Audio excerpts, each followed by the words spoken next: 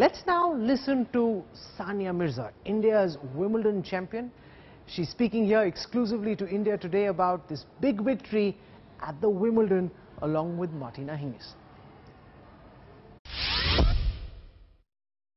I think that when we started, no partnership, sometimes you click immediately, sometimes you don't, and but sometimes you build into it. So fortunately we clicked immediately. I think in theory we were both going to be great together, especially because of the way we play and the brand of tennis that we play is so opposite to each other, and I think that kind of matches. But our biggest strength is our returns, and between the two of us we end up breaking people every set at least twice a set, and I think that puts so much pressure on them. And sure, I mean, in theory we thought we would be a good team, but I think we're turning out to be a great team. It's been 4 months and we've won 4 tournaments, and 4 of the biggest tournaments of the year probably, and we've played the finals, and so we've had some amazing results, and yeah, this is probably the best partnership me and her have had or even in a long time.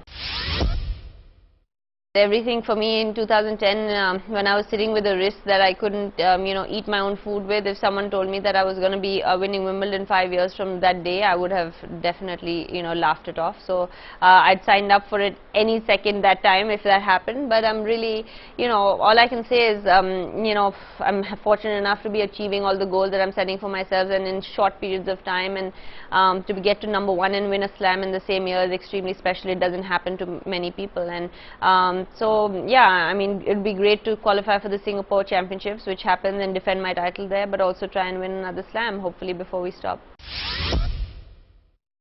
I'm a pretty happy and positive person. I'm not so vindictive, so I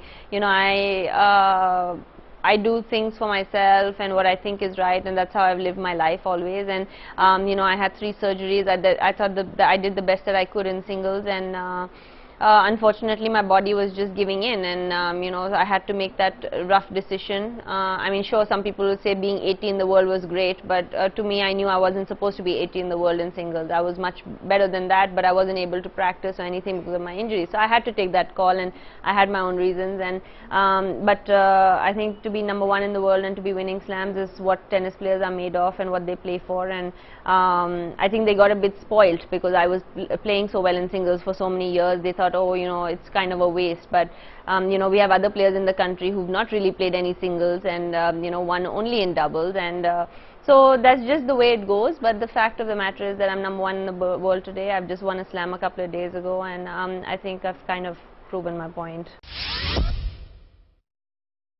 I think to me, I faced a lot of,